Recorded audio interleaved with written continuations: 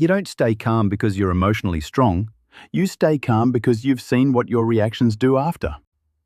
In the next few minutes, you'll see exactly why you stopped reacting the way you used to. You look at the screen. That text message is still there. You've already typed out your answer, but your finger stops right before the send button. A part of you wants to explain everything and get it over with, but another part has already seen the familiar loop coming back. You aren't sure if you're choosing silence because it's right, or just because you're too tired to start all over again. Stay with this, because what you're about to notice isn't about that message. It's about what you always do right after it hits you. You aren't a calm person. In reality, you're just someone who used to overreact. You weren't silent from the start. Actually, you used to react very fast. Think back to that moment you read a text message that made your chest tighten. Your fingers started typing almost instantly. You weren't thinking clearly. You just wanted to fix what just happened. Your brain is looking for a way to escape that discomfort as fast as possible. It pushes you to react instead of allowing you to understand the situation. You hit send, and then, a few minutes later, something feels off. I shouldn't have said that. Long pause. You're not wrong because you're weak. You're wrong because you were too fast. Moving fast isn't control. It's just out of control at a higher speed. And the thing is, the problem wasn't even about that text message. You think you're solving the problem, but in reality, you're just running away from a feeling. Imagine you're standing in the shower. The water is running, but your mind is replaying that conversation. You start editing your responses in your head, as if you still have a chance to send them again. Your brain hates open loops. It labels them as unfinished. In that moment, your amygdala treats that conflict like a physical danger that needs an immediate reaction. Your prefrontal cortex isn't strong enough to hold you back. You react just to create a fake sense of, I did something. But that relief? It only lasts a few minutes. Then, the loop starts all over again. Just a few minutes. You aren't solving the problem, you're just looking for temporary pain relief. And the real cost? It's much higher than just one reaction. You aren't tired because of other people. You're tired because you don't know how to stop. You lie down, but your mind is still fighting that battle.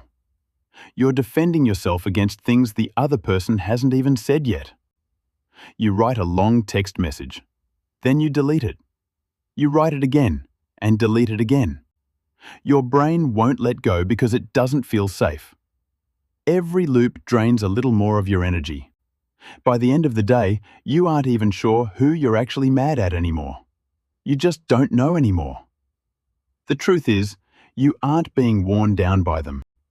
You are being worn down by your own reaction. And that is when something begins to change. You didn't become calm. You just ran out of energy to keep acting the same way. There was a time when you almost reacted, but you stopped halfway. It wasn't because you were being noble. You were just too familiar with what happens next. Explaining doesn't make them understand you any better. Reacting doesn't make you feel any lighter. It only drags the exhaustion out. You started to see yourself repeating the same mistake, and for the first time, you didn't feel like you were right anymore. You just thought, I don't want to do this again. Not again. You didn't let go because you were strong. You let go because you were bored of yourself. And from that, a space began to open up. You still feel everything. You just don't act on it immediately anymore. You hear something irritating, but this time you don't answer right away. It's not because you have nothing to say. You just let it sit there for a few more seconds.